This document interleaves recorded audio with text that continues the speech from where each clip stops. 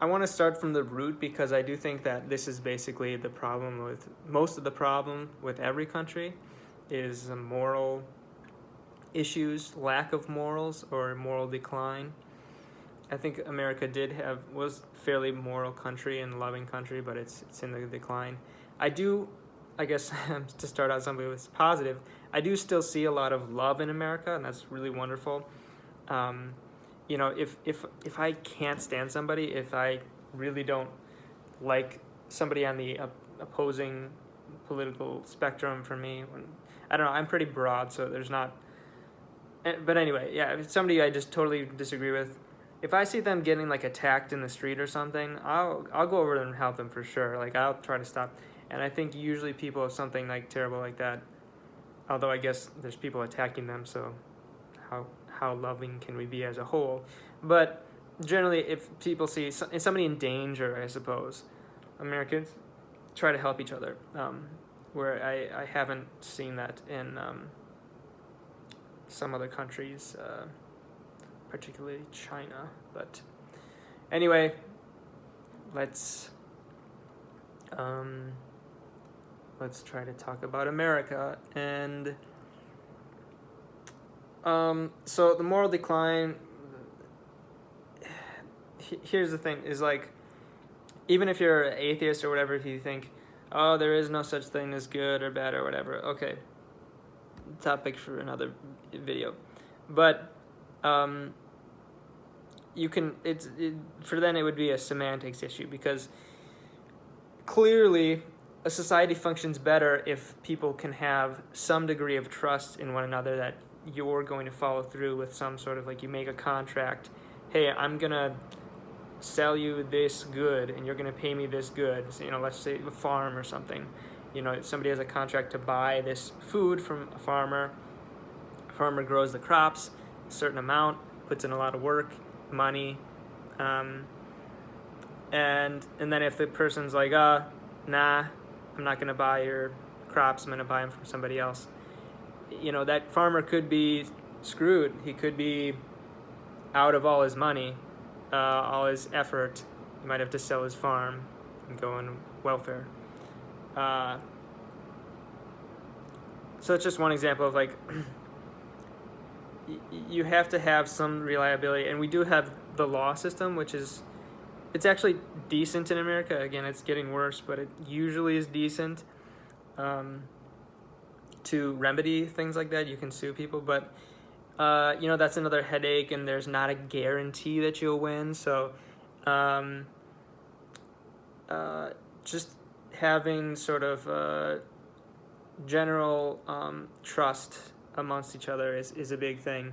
So when moral decline goes down, so again, I hate to be picking on China here, but like I've known a lot of people who have done some business in China, and they'll have something like an agreement to buy this certain amount of product each month, and then one month they'll get the product and it'll be like of really shabby quality all of a sudden, just because the manufacturer in China wanted to save a certain amount of money or kind of rip them off, and that they thought they could get away with it. And then when the person like tries to get the money back, they can't, so on and so forth. But anyway, so that's a big thing.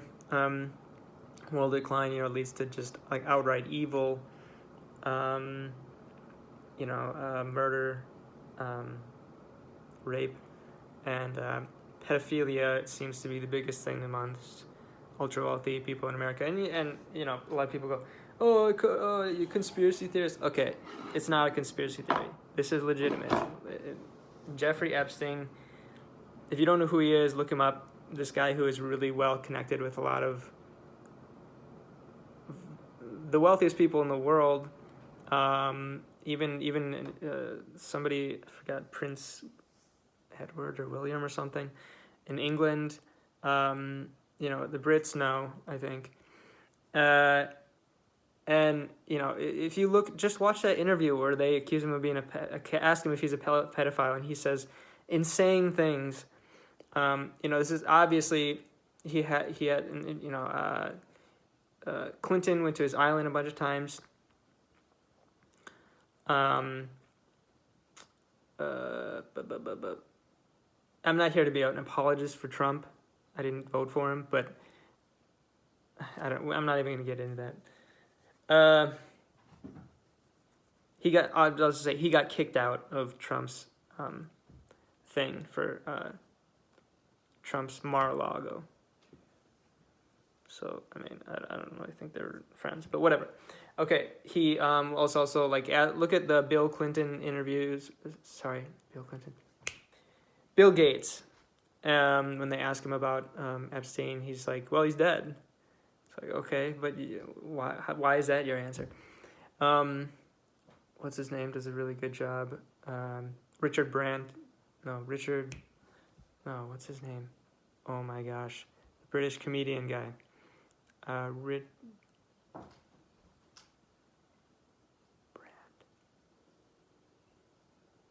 Oh my goodness, he was married to Katy Perry.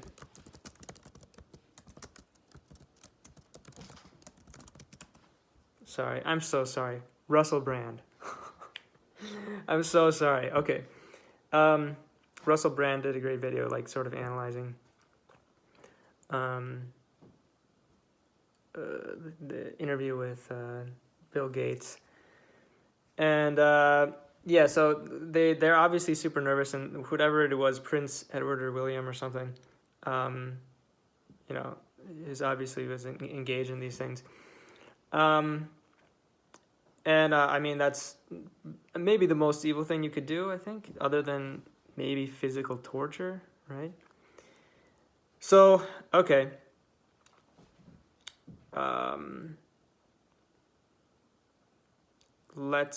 If these are things people are doing, imagine what else they're doing. It's not like they're going to just do that one terrible evil thing. So anyway, and the reason that matters so much as to America as a whole is because, first of all, obviously it's incredibly insane and evil. But, this is just what we see. Imagine what we don't see, and how it affects America negatively. These people have a lot of power, these ultra-wealthy people. So, next thing is power centralization, which I think is basically due to corruption. It's much easier. So America was founded out, which I just saw a video about Germany wanting to make like a federation of Europe, essentially making it into one country. And I think this is, take heed. If Europeans want to dump on America a lot and say how bad it is, I'm telling you, as an American, if you don't want Europe to become like America, you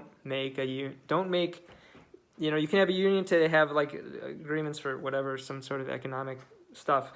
Don't let somebody who's not in your country call the shots for your country, ultimately. And if that's what the European Union is doing, then I would say, get rid of it. Brexit, they left. I think that was good on them. But you don't want somebody, if you're in Portugal, you don't want somebody in Germany telling you what you can and can't do. Same goes for any other country.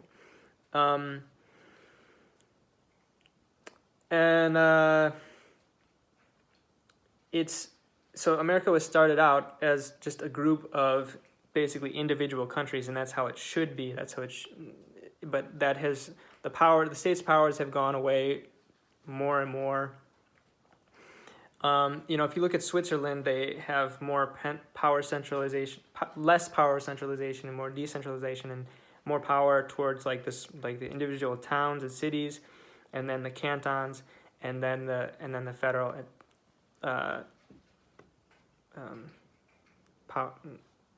leaders. And then even if they have the federal government puts in a law, they can overturn it by gathering a certain amount of signatures and things.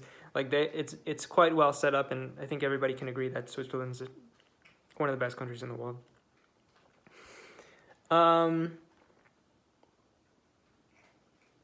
So yeah, like I was saying, it was set up to be individual countries that were kind of formed together to be, stronger together in defense, I think that's great, defending, but pretty much strictly that, maybe a few other things.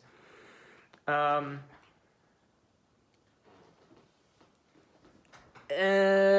was I going to say? It's much, much, much easier to corrupt one place than 50 places, right? I don't know how many countries exactly are in Europe, but, it's, the basic thing is it's basically an America that hasn't been joined together so tightly as the United States have. You might as well just call it the United Countries. That's what it's supposed to be. State is just a term, and a lot of countries are called states. That is a technical term, can be state. So you could think of it as just the United Countries of America. You don't want to become the United Countries of Europe in terms of having one country. You do want to have protection and kind of getting rid of bad things in the world, but you can become the bad thing. And it's much easier to become the bad thing if your power is all located in one area. It's much easier for the bad guys to focus on one thing than trying to get all over. And you might say, oh, well, can't the good guys focus on one thing? Yeah, but usually good guys aren't so focused on power. They're focused on actually like doing good things. They're actually focused on their community and things like that. So better to keep the power there. Anyway, so power, wasted spending, massive wasted spending. Sometimes they'll find hundreds of millions of dollars in the budget that no one has an answer for where it went. We give a ton of money to countries, even our enemies. It's just so much wasted spending. They do a bunch of like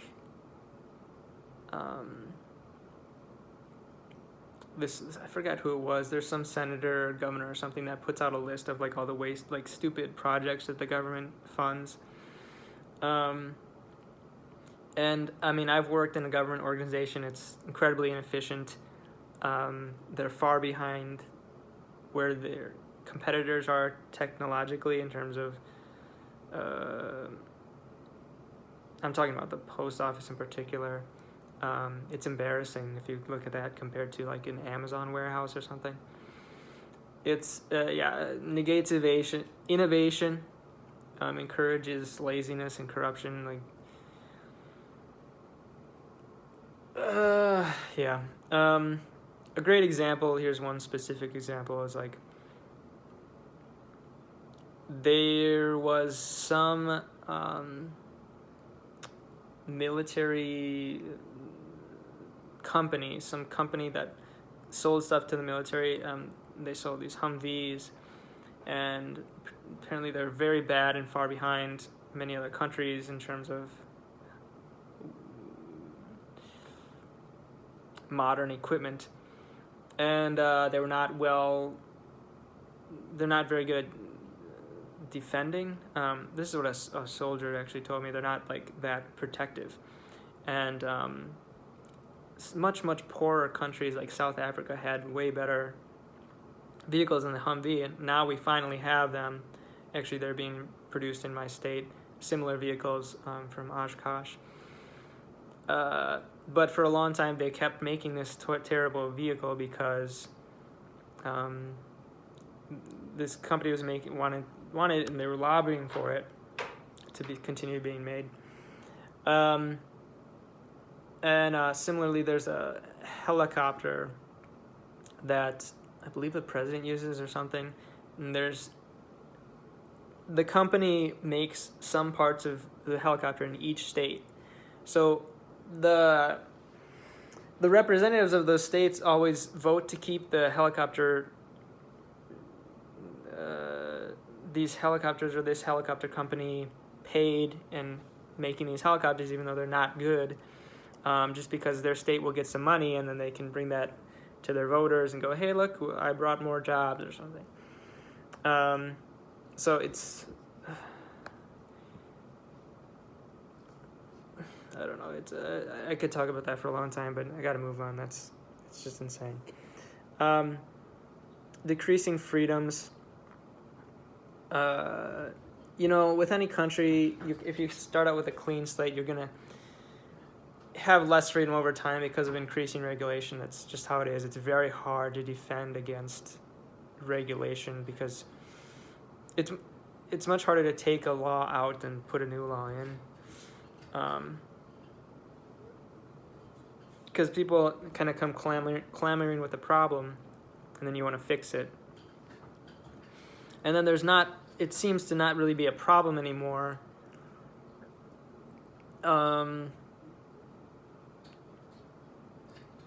But some things can really discourage innovation, and it's a bit of a hard thing, because I do think some regulations are ultra helpful and important, but at the same time, I do think personal freedom is one of the most important things in your life. So that would be a really long video to talk about, but I guess kind of coming out with the COVID, it really showed how much it affected things. And yeah, I don't know, it's hard to, I'm still not really sure. I think if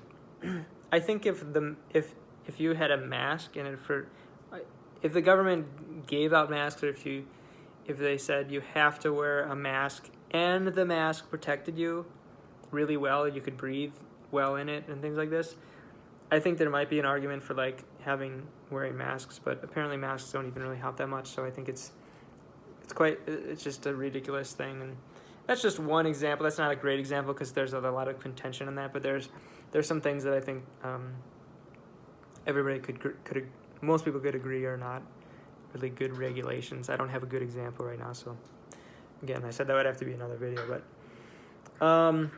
it's just it's far harder to do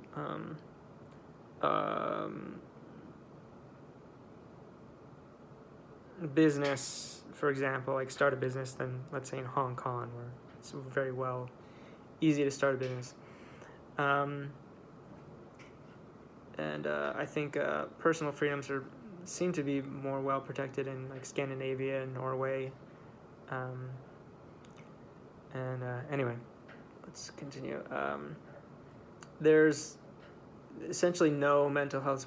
I don't want to say that. It's very little. It's very difficult to get mental health support. The reason is partly because people who are kind of crazy or need mental health support often don't know that. But they could do a much better job of trying to make it easy for people to get mental health support. And you have to be ultra poor to get free mental health. I don't want to say you have to, but it's how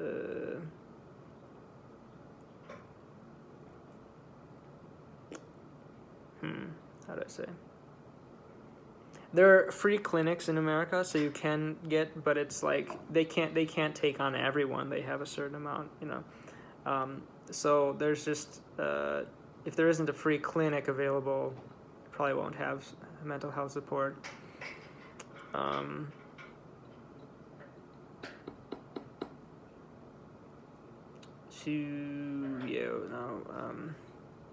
think it's probably the most important thing of this century is having good mental, because I think if you don't have good mental health, that you're guaranteed to go have moral decline.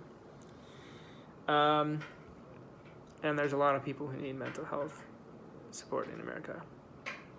So there's this guy who just ran over a bunch of people at a parade in city that I grew up in, Waukesha, Wisconsin, and he had mental health issues, and I mean, it was a terrible thing that he did, but how can you expect someone who's crazy to function normally in a society? That's crazy to think that they could. And so I don't know, you can imagine, like a small child is not gonna know how, a 2 or 3 year old, they're not gonna function normally. And that if somebody's mental state is like that, you're not helping them. If you don't help them, they're not gonna have a good life, and they're gonna cause harm to others. And then if you demonize them when they cause harm, instead of like trying to rehabilitate them or fix them or whatever, that's evil. I'd say I don't know if it's evil. That's very bad, at least. So anyway, funny video, huh? But I don't know. I really hope people get help. So, difficulty in getting a good or great job. I think, so I have a kind of a few points on this. If you are somebody like an engineer, a doctor, maybe a teacher, something where it's like sort of a specific, maybe you're a chemist or something. I don't know exactly, but I think where it's like you study this thing, you went to school, and now you're going to do this thing, maybe law. I don't think it's difficult to get a good or a great job. And I'm sure some people have had a difficult time, but if you want to do something more general, especially like for me, myself, I've studied business administration, and it's just I kind of wish they would get rid of that major, because like it's such a common major, and almost nobody wants to be like, hey, yeah, I have this business, I want you to run it. It's I think they should maybe have like a business undergrad while having the option to minor in administration, or take an administration certification or something like this. Like, yeah, the biggest thing is just running the business, like administration, dealing with people and human resources and type of thing. Like, the biggest thing is just getting good people to work with in terms of administration, in my opinion. The rest of it is just running a business. So I don't know. That's something more personal, a bit, but that kind of, it leads into my next point, which is like encouraging to go to college with no direction.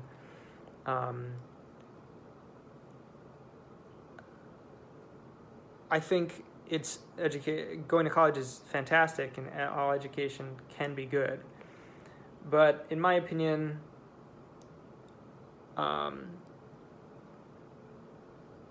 once somebody sort of gets past, I'd say, I don't know, something like algebra or maybe calculus, or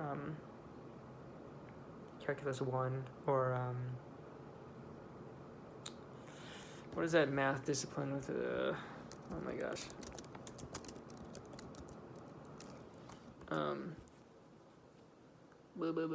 geometry.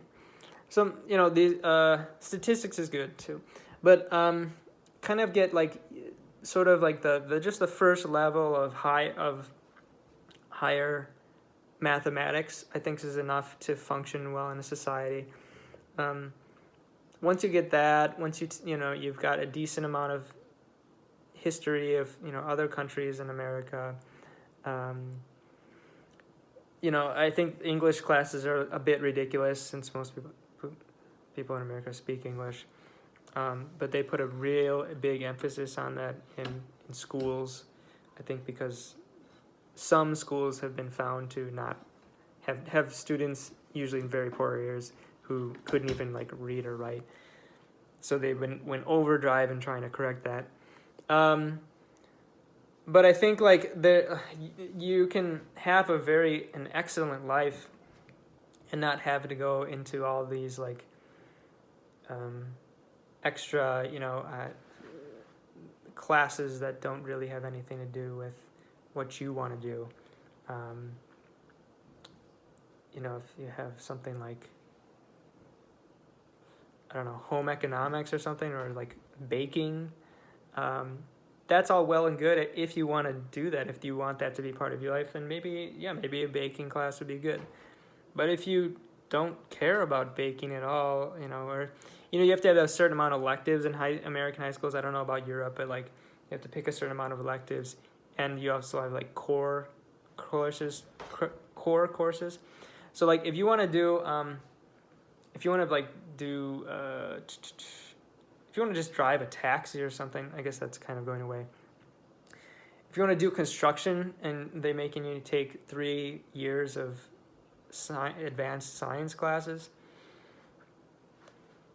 you could maybe make some stretch of like, maybe it's environmental science, you'll be building things, you have to watch out. Yeah, but you can learn, you can learn these sort of things on the job. And the thing is that most employers won't hire without a high school education. So that I suppose goes towards sort of culture and jobs and things, culture and judgment and things. That was kind of my next point, is like employers have certain things that they want to see that might have nothing to do with the job or not. You could have a great employee, but they maybe didn't go to this particular school or something. Something sort of arbitrary or whatever. And they'll be denied. And there's this judgment of, if you do, know what you want to do, and it's not something that's considered like cool or something that's considered just of high esteem, you may be looked down upon. Somebody who's a plumber, maybe they even have their own small business, maybe have a couple employees, is going to be looked down upon in American society generally, even if they're making a decent amount of money more than a doctor, which is possible. It's not super often, but if that was the case, and it is possible, the society would put in far more esteem a doctor or a lawyer than a plumber, even though he's contributing very well to society. That it's something very essential, having functioning water and things like this.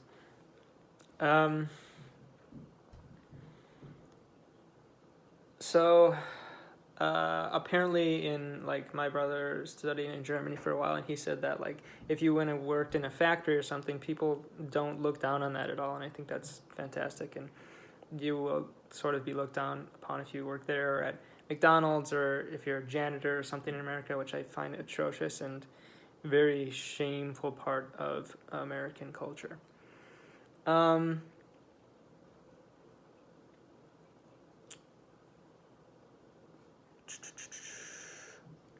People generally won't be outright mean to you about it, but they might think that, or I don't know, social judgment. You get it. I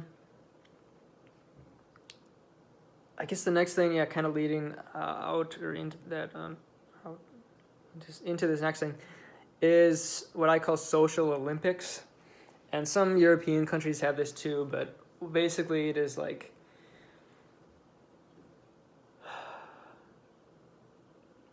Americans will always be like kind of analyzing and judging the social climate of wherever they are. It could be a small room, could be a large party, it could be the school that you go to, it could be the work, that your office.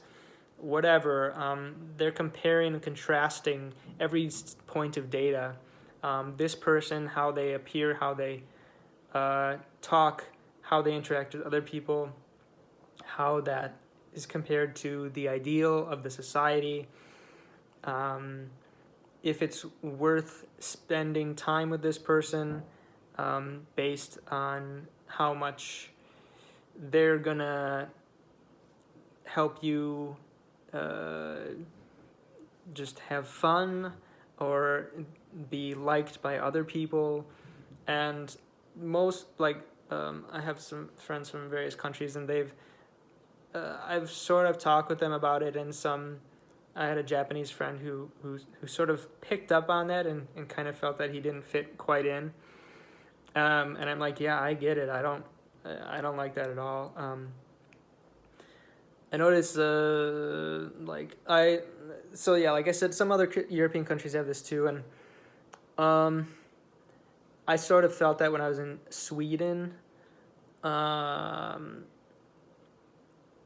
think I just, sometimes you just don't come across, you don't,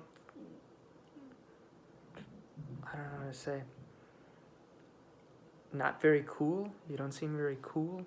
And I think I didn't seem very cool among the Swedish people that I encountered. And British people seem to be very, very much like this. I think it maybe mostly comes from England, but Americans have taken it to another level of sort of like this weird sort of judgmental. I do know that it is quite extreme in England, and that like people will worry about just doing anything because they're worried what the neighbors might think. I remember if it was Stephen Merchant or Ricky Gervais talking about that, which is a bit extreme. Americans aren't like that in terms of like our neighbors. We generally don't care much about our neighbors, but we are in terms of like our social circles or whatever. So anyway, it's something very difficult to describe, but if you know what I'm talking about, you really know what I'm talking about. So anyway, let's move on. There's I guess go back a little bit with there's no real help with direction of life. I heard in Japan, they the first few years or something like that, they teach kids like manners and how to deal with if you feel sad and things like this. Like Americans really need help with this because most Americans are depressed. That's just the fact. I suspect that maybe most people in most countries are, but Americans certainly are. And there's different types of depression. It's not always just like laying in bed, you can't get up. There's some very high functioning depressive people. And basically it's just a sadness inside you that you've never dealt with, and you're kind of like, you either can't face or you're trying to ignore it or whatever. And so just having some help with that, I think, would help people kind of get through their life on their own. But if they still need some more help, there's really no other help. People don't. You got to figure out. America's very highly individual country. I think it's the most individual in the world. I'm not sure how they measured that, but I saw something that showed numerically that America is the most individualistic. So that has like a ton of great positive points, because I think it's super beneficial to innovation and kind of living your own life and doing things how you want to do. But it can be very difficult to sort of find your footing in society and life. And I mean, I still am doing that, and I'm, many people have found their sort of place in their life and things far long ago, so that are around my age. So anyway, it's I don't know, I'm Christian, so I'm trying to trust in God, and I am, but it's pretty much, I feel like it's just me and God, or me and, I suppose if you're atheist, you would say, you would think that it's me and nothing, but anyway,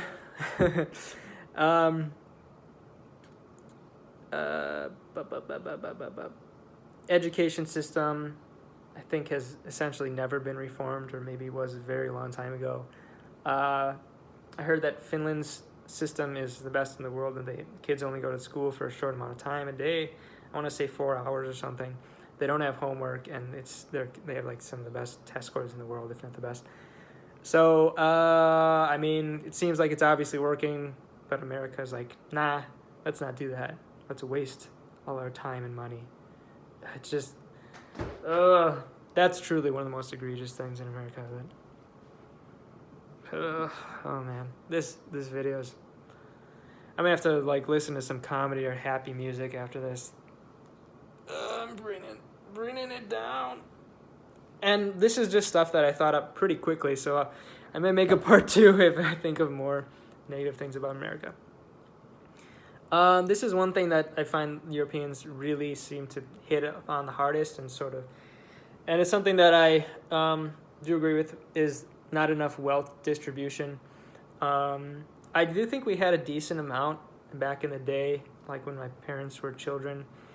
We had a very large middle class, and that is shrinking quickly, let me tell you. So it's kind of going to this point where there's a fault and there's an earthquake, and you gotta jump from one side to another. And so I'm trying to jump to the higher income. I think everybody is, but it's very, very difficult. So I have a lot of different ideas for how to fix this, but I think this: if you have a bunch of money or a big business or something, and you just give a bunch of money to your kids, it's not good.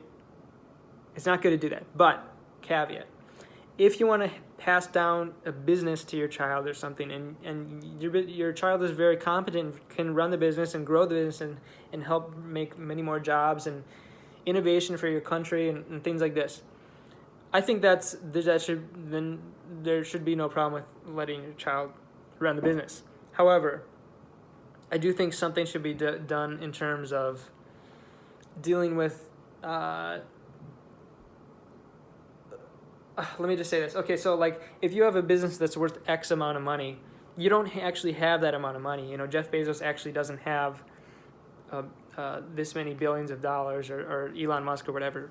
That's the value of their company and their shares on the market. But they're building things. I guess Jeff Bezos, I think he's retired now. But anyway, like Elon Musk is a decent example. Kind of people are turning more against him, but he doesn't really spend that much of like luxury things on himself. He's usually just trying to build the country. So I think this is great, and I think one way to kind of deal with the people who kind of just are indulgers in society, who just spend lavish things on themselves and really don't add anything, is having ultra high luxury taxes and possibly property taxes. I think if you have more than one or maybe 2 houses, then have like a steep tax on those other houses, kind of discourage people from being mega landlords and increasing the price and making it difficult for people to have their own house, and having super high taxes on if you buy jewelry or I don't know, jet skis and things like this, and you might go, oh well, they'll just buy it from outside the country and bring it in. Well, have really high tax on bringing in stuff too, bringing in luxury things. Because and having extra services like a maid or things like this, and because that way would encourage more investment and trying to better America, as opposed to innovation and things like this, spending and then if they did buy luxury things, a lot of money would go back to the American people. So I think ultra high luxury taxes and import luxury taxes. So, could be other things, but this is one thing. Border, and I guess, let me say one other thing. Make it much easier for, this could be a whole nother video again itself, but I have a lot of ideas for these sort of things and better and helping poor people. I think making it much easier to buy a house after 2008. So like I could buy a house, probably a bad house right now, but if I went to get a loan, they would turn me down because they have insane, stupid rules. After 2008, they tried to make it difficult for people to get a house, or more stringent. But they just made it so that the people who already can afford houses can get houses, and the people who could pay a mortgage are basically not able to because they're not getting allowed to get a mortgage. So it's pretty stupid. And I think just having going back to luxury tax, if we have that go directly into I don't know, either maybe possibly cash payments or possibly just like free mental health services, I think would be fantastic. Oh man, that would be such a long video to go into like how to help poor people in America, but I do think we got to do far better. We have so many homeless people in well, not in my state, but in like California, which is the most egregious because it's super liberal and they claim to care about people, but they clearly don't. Anyway, getting off track a bit. Yeah, I guess. Well, I'll jump forward to political hypocrisy because that's on my list. This guy did a fantastic video about liberal hypocrisy in America, and yes, there are Republican hypocrites, of course, too, but it seems more common amongst liberals. I'm gonna go on a limb and say that, and people might be mad at me about that, but I do believe, and I'm not a liberal or Republican or whatever. I'm fairly in the middle of things, but in these states where there's essentially all of the politicians are liberal, or they literally are all liberal, you have the most homeless people, and I think that's a true travesty. And this guy, maybe I'll put the link in the description, did a video about American inequality, and because due to liberal hypocrisy, they claim they want programs for poor people and want to help poor people, but whenever somebody proposes something to help poor people, they don't approve the plan. So and a lot of kind of politicians will be like, oh, this person did this thing when they are doing that thing. It's wrong, something wrong. A lot of people saying you need to wear a mask.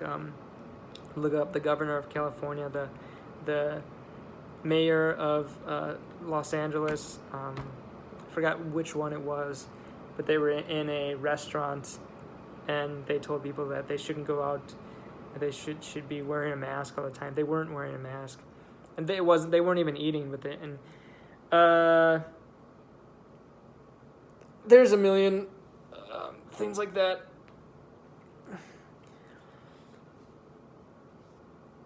I could give more examples, but I don't know. You can look up Nancy Pelosi, Chinatown, when COVID came out.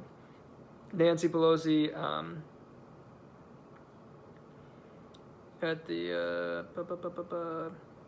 hair salon, AOC in Florida.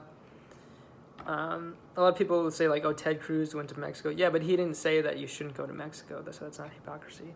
Anyway, I know it sounds like I'm this super right-wing person in this video, but I'm not, but whatever. People will say that anyway. We can get into right-wing problems if we want. Mostly promises not kept, I would say. Let's see, border issues and immigration. Oh, man. This is where I see, like, Sweden and Germany, I go, oh, you guys, you gotta... Poland seems to be doing pretty well protecting their borders. But anyway, going back to America, I'm really, really am for helping people and bringing in people who are in super difficult issues. I think we should bring in people from like Afghanistan, particularly the ones who tried to help America, although America shouldn't have been there. But war-torn places.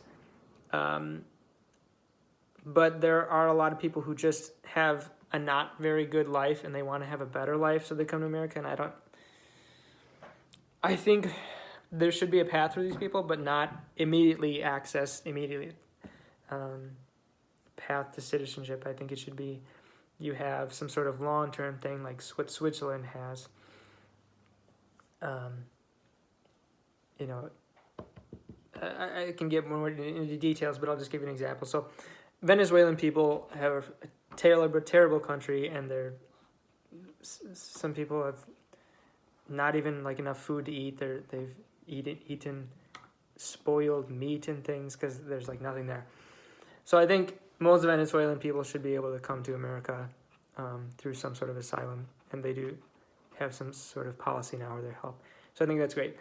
But I've been to Mexico, and Mexico has a lot of poor people too, but they're doing okay generally. They usually have food, water,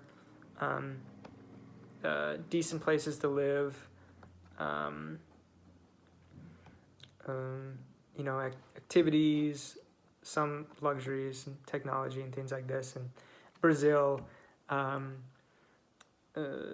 most Central and South American countries, people are doing okay, at least. And I do think that people who are in poverty should get help, certainly. But I think in those countries, it is possible to get some sort of work and to live and be okay. I think Venezuela, it's much, much harder and possibly impossible. So this is what I'm saying is like the people who really, really need help should be helped. The people who could use help but don't necessarily need it, I think shouldn't get such quick access. I think there should be a path, though. I do think there should be a path. And there is for a lot of people, but I think it should be pretty clear, even if it's not easy to get through. I think it should be pretty clear how to get to become American citizen if you want. But there's been a lot of just like, there's so many people here that are illegally here, and they're not being kicked out. I do think this might be a sort of thing that the government does, is that they are not real strong on kicking out people for a few reasons. Is that they can get cheap labor who work for below minimum wage. That's especially helpful for wealthy people. And then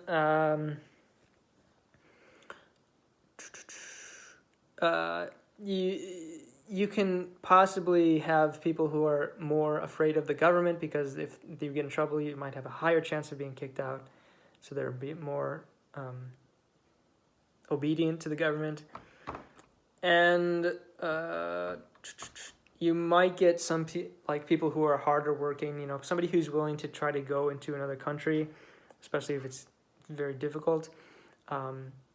They probably have better work ethic than somebody who's just kind of hanging out, taking the minimum basic job in their country. I don't know about that for sure, but I think that might be the case. And so the American government might see this as influx of people who are sort of go-getters. So I don't know.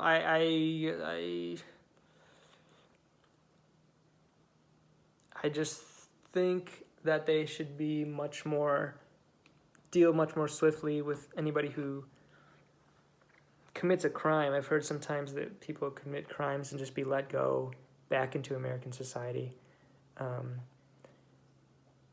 who are already here legally, which is a crime. And they're letting people vote who aren't even citizens in some places, which is Oh my gosh. So, would you, if you're a European watching this, would you want that? Would you want people who are not citizens to be able to vote in your elections? I don't think so. But maybe. And then the military, you know, almost about an hour here. The military, if you ask almost any American, I would say, even, you know, people think of like right-wing people as like really wanting to go to war and things. No. I would think almost all of them say they don't want to go to war. Almost all Americans do not want to be in war, do not want to have bases around the world, do not want to do all this stuff. We don't want to be the world police, you know, our people die, it's a waste of money. I do think, kind of similar with the border and immigration thing, this might be sort of a grand plan of the government in terms of, we have a lot of bases in places that probably don't need bases. And, you know, I'm sure they would argue with me about this, but Japan is like a very strong country, and, you know, they have their own military. Germany, Italy, we have bases in all these places that, like, they can defend themselves. I mean, Japan, you could make an argument because China's right there, but Italy and Germany, why do we have bases there? They can defend themselves fine. They don't need us.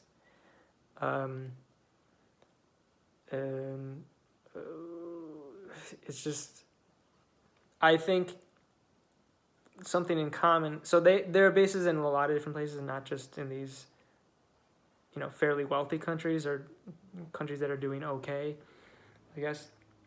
But I know that Italy and Germany and Japan all have fairly high, you know, IQ scores compared with Africa and, you know, Middle East. Actually, I shouldn't say that. I don't know about the Middle East for sure, and we do have bases in Africa too. But what I'm trying to say is that I think they may have these military people who are not always the most educated. They're not like dumb, but they're not always the most educated, to sort of commingle with populations and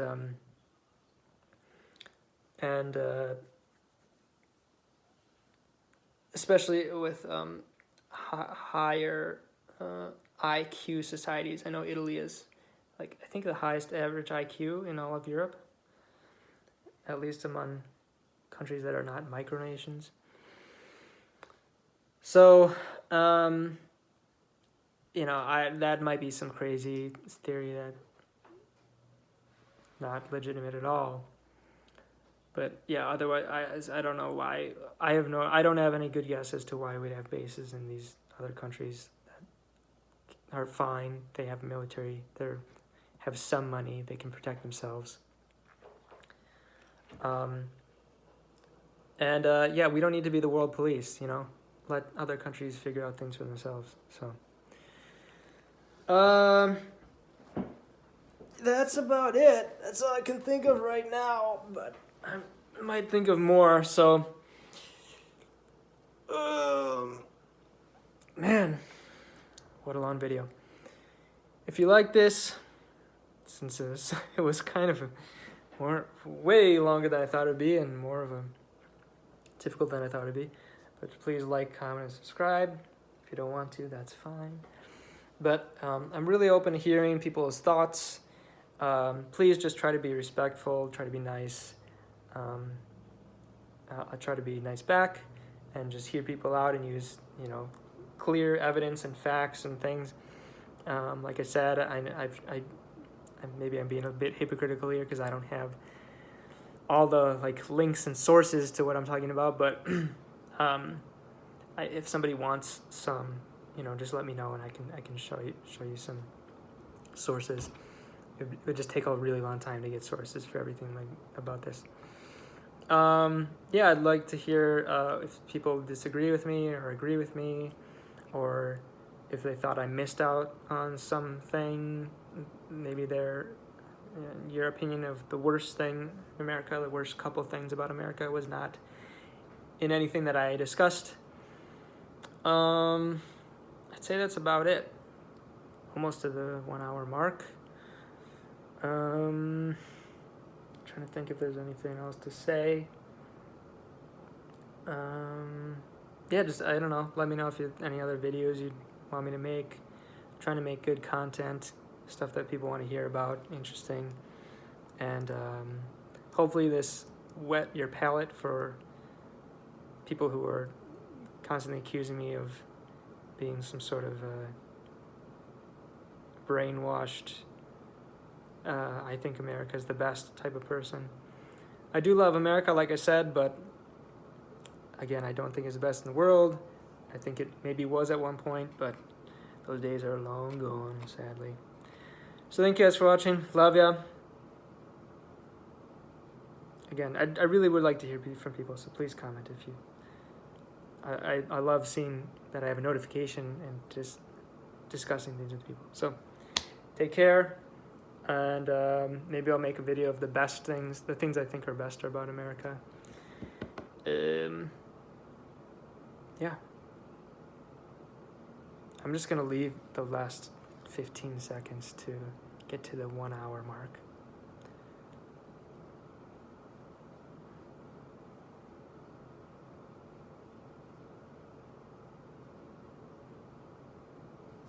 There we go. Love ya.